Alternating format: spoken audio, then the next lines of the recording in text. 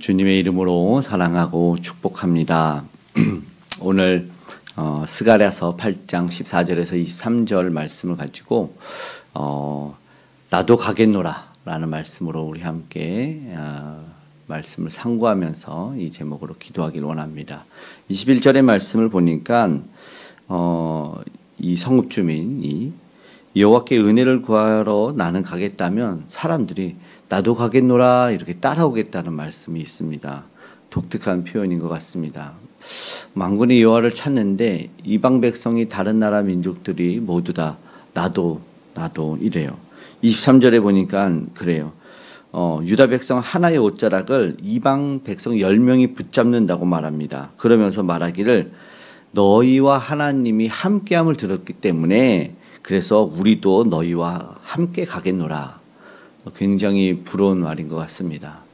이 성경에 아브라함도 그렇고 이삭도 그렇고 동맹을 맺으며 특별히 멜기세덱 왕이 아브라함에게 찾아가서 군대 장관 비골에게 가서 그렇게 얘기를 하죠. 사실은 내가 보았는데 하나님이 너와 함께하기 때문에 나 너와 함께하겠다. 우리 서로 화평을 맺자. 동맹을 하자. 이런 일이 일어나게 됩니다. 너무 부러운 일인 것 같아요. 이 현대를 보면 어떤 일이 있냐면 뭔가 나에게 유익이 얻으면 따라가요. 나도 가겠노라 이런 일을 쉽게 행한다라는 것이죠. 얼마 전에 이제 일주일 됐는데 기사에 허경영 씨를 알 거예요. 그에 대한 기사가 나왔는데 경기도 그 양주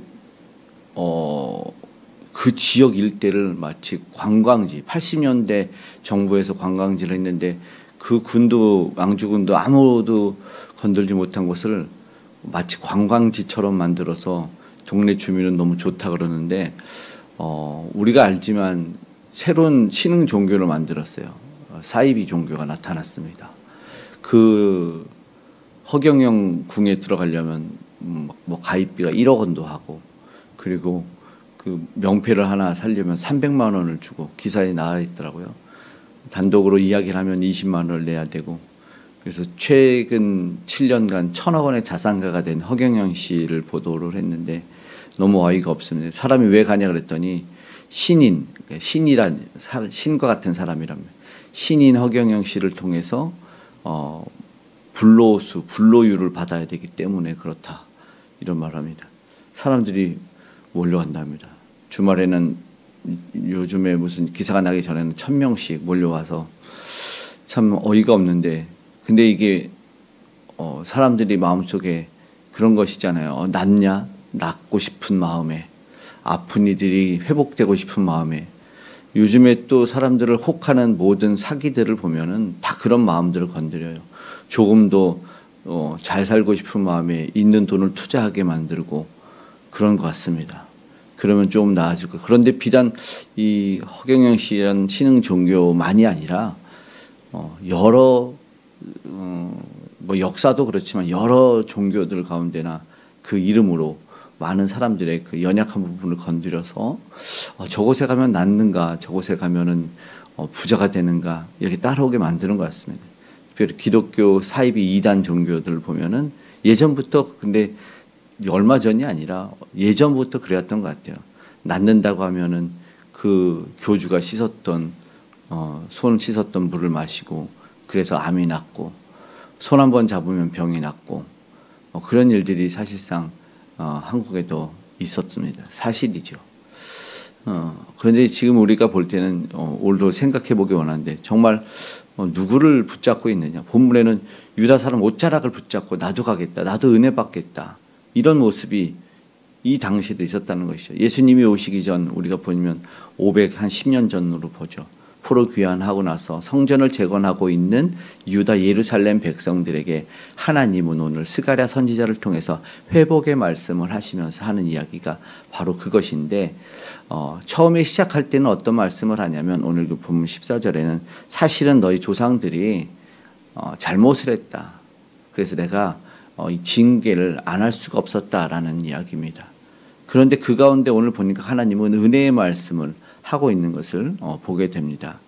오늘 중요한 것은 현대인만이 아니라 우리가 과거 속에서도 계속 그래 왔다는 것이죠. 진정 행복해지는 방법이 무엇인지, 사실은 진정 복 받는 비결이 무엇인지, 형통하고 범사가 잘 되고 강건해지는 비결이 무엇인지 우리는 사실은 알고 있는데 그것이 오늘 우리 안에 있다라는 것이죠. 믿음의 백성들 안에 있기 때문에 세상이 조금 강해 보이고 현혹할 수는 있지만 진짜 행복은 어디에 오는지 우리는 알고 있기 때문에 우리는 속지 말고 믿는 사람들만이라도 내가 정말 먼저 잘 믿고 나를 통해서 살아계신 하나님이 이렇게 자연스럽게 전달되고 전파되어야 된다. 오늘 우리는 그런 소망하는 마음이 있고 기도했으면 좋겠습니다. 나를 통해 나의 공동체를 통해서 그 하나님의 은혜와 사랑이 전달될 수 있기를, 이것이 어디로요? 내 이웃으로 그리고 세계 열방으로까지도 전달되기를 소망하며 우리가 기도했으면 좋겠습니다. 그런데 이 은혜가 있기 전에 말씀드린 이 본문의 시작은 사실은 그렇지 않았어요. 회복에서 돌아왔는데 이제 너희가 어떠한 상태였는지를 알려주기 위해서 과거에 너희 조상들이 어땠는지 14절의 말씀을 알려주니까 재앙을 내리기로 내가 정했고 그것을 돌이키지 않았기 때문에 나는 행했다라는 겁니다. 그런데 재앙을 내려서 완전히 멸한 것이 아니라 징계를 통한 구원이죠. 징계를 통해서 구원해서 은혜 받은 백성으로 살기를 원하셨어요. 그럼 그들은 정말 이 각골낭망으로 그냥 뼈에 새기며 하나님의 은혜를 받았구나라고 그런 삶을 살아야 됐다는 것이죠. 안타까운 죄악 때문에 돌이키지 않았던 그 죄로 그들은 바벨론 유수 포로의 시간을 70년이나 보내고 돌아왔습니다. 그러면 하나님에 대해서 어떤 하나님으로 알고 있을까요? 하나님은 죄에 대해서 무서운, 그래서 두려워해야 되고, 그러나 그 백성을 끝까지 사랑하시는 진짜 은혜와 사랑의 하나님이다. 하나님은 무슨 말씀을 하냐면 내가 너희한테 은혜를 베풀어 주실 것을 얘기를 하거든요. 15절 말씀, 유다 족속에게 은혜를 베풀기로 뜻하였나니 두려워하지 말아라. 그 두려운 하나님이 지금은 은혜의 하나님으로 바뀐다라는 것입니다. 우리는 둘 다 기억해야 됩니다. 사랑의 하나님으로만 알다가 계속해서 범죄하는 일이 있기 때문에 우리는 하나님의 공의하심, 죄에 대하여 심판하신 두려운 하나님이라는 것을 반드시 알아야 된다는 것이죠. 하나님은 저들에게 그걸 알려주길 원하셨어요. 그래서 삶에서도, 앞에서도 사실 한번 이야기를 한 이야기지만 스가랴 선지자를 통해서 사회에서 너희는 공의를 행해야 된다라고 말합니다. 왜 공의를 해야 되는지를 알고 있어요. 그거는 하나님의 백성이기 때문이죠. 왜 착하게 사는 사람들을 보면 그냥 법 없이 사는 사람들, 이유가 뭘까요? 자기의 의일 수 있어요. 나는 착하게 살고 선하게 사는데 우리 그리스도인들은 사람들이 볼 때 그 사람들은 화 안 내고 착하게 산다라는 일반적인 이미지가 있어요. 기독교적 이미지가. 근데 우리는 개인이 착해서 성품이 좋아서 참고 화 안 내는 게 아니고 용서 잘하는 게 아니라 우리 그리스도인들은 우리가 먼저 용서받았기 때문에 예수 그리스도 때문에 우리는 화를 안 내는 삶을 살려고 하는 거죠. 이게 하나님이 원하는 삶이었다라는 것입니다. 너희가 왜 그런 삶을 살아야 되느냐? 왜 너희는 16절에 이웃과 더불어 진리를 말하며 진실하고 화평한 재판을 베풀고 서로 거짓 맹세 안 하고 서로 사랑하며 사는 삶이냐? 이것이었어요. 아브라함을 왜 불렀냐? 내가 너와 너희 가문을 왜 불렀냐? 창세기 18장에 분명하게 얘기합니다. 의와 공도를 행하게, 여호와의 의와 공도를 행하게 하기 위해서 너희를 불렀다라고 말씀합니다. 그러니까 우리는 믿음의 백성들은 하나님의 법으로 살아가는 것이죠. 방금 말한 것처럼 진실하고 화평한 재판을 베풀고 마음에 서로 해하는 것이 아니라 거짓 맹세를 좋아하는 것이 아니라 하나님이 좋아하는 것, 19절 후반에 말하면 오직 너희는 진리와 화평을 사랑할지니라 이렇게 말씀하고 있습니다. 하나님 때문에 하나님으로 말미암아 살아가는, 우리에게 베풀어 주신 그 은혜로 말미암아 살아간다라는 것을 분명하게 이야기하고 이것을 세상에서 보여주는 삶이라는 것이죠. 그냥 그 사람이 착해서가 아니라 예수 그리스도를 믿는 사람. 그렇기 때문에 오늘 우리는 신앙의 도전이 바로 그래야 된다는 것이죠. 왜 오늘 우리가 그렇게 살아야 될까? 바로 그것은요, 하나님이 기뻐하시는 삶이기 때문이다라는 것을 이야기하고 있습니다. 오늘 본문에 보면은 그렇게 말합니다. 하나님이 기뻐하시기 때문에, 하나님이 좋아하시는 일이기 때문에, 그렇기 때문에 오늘 우리는 그 하나님의 말씀을 들어서 그렇게 살아갔다. 왜요? 하나님의 은혜를 그렇게 될 때 구하는 일들이 생겨난다라는 것입니다. 17절 후반부에는 이렇게 말해요. 이 중반부터 읽어볼게요. 이 모든 일은 내가 미워하는 것이니라 여호와의 말이니라. 그러니까 왜 거짓 맹세를 안 하고 왜 이웃과 화평하게 지냈냐면 그게 하나님이 미워하니까요.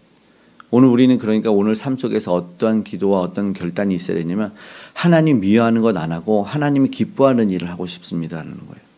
내가 하나님이 기뻐하는 일이라면 내가 그 일을 행하겠습니다라는 것이죠.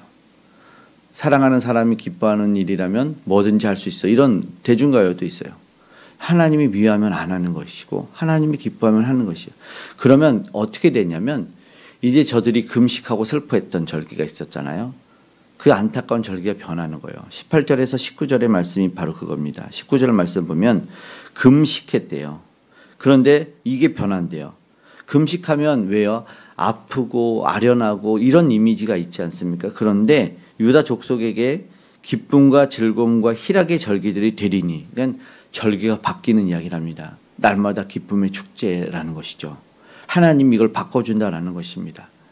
간절하게 아픔에 금식해야 되는 절기가 기쁨으로 바뀌는 일들이 일어나게 된다. 왜요? 하나님이 사랑하고 하나님이 좋아하고 기뻐하는 일을 행했을 때 하나님의 백성답게 불법을 행하지 않는, 악을 행하지 않는 일을 하기 때문에 그렇기 때문이라는 것이죠. 하나님이 요구하는 말씀 무엇인지 우리 한번 생각해보고 돌이켜봤으면 좋겠습니다. 우리 믿는 자의 삶 속에 무엇이 있어야 되는지를 우리가 한번 생각해보며 하나님의 뜻을 따르기를 결단했을 때는 금식의 절기가 아니라 우리도 기쁨과 축제의 절기가 될 줄 믿습니다. 우리가 기쁨이 넘치고 우리가 주를 믿는 행복이 넘쳐나면 이제 중요한 이야기죠.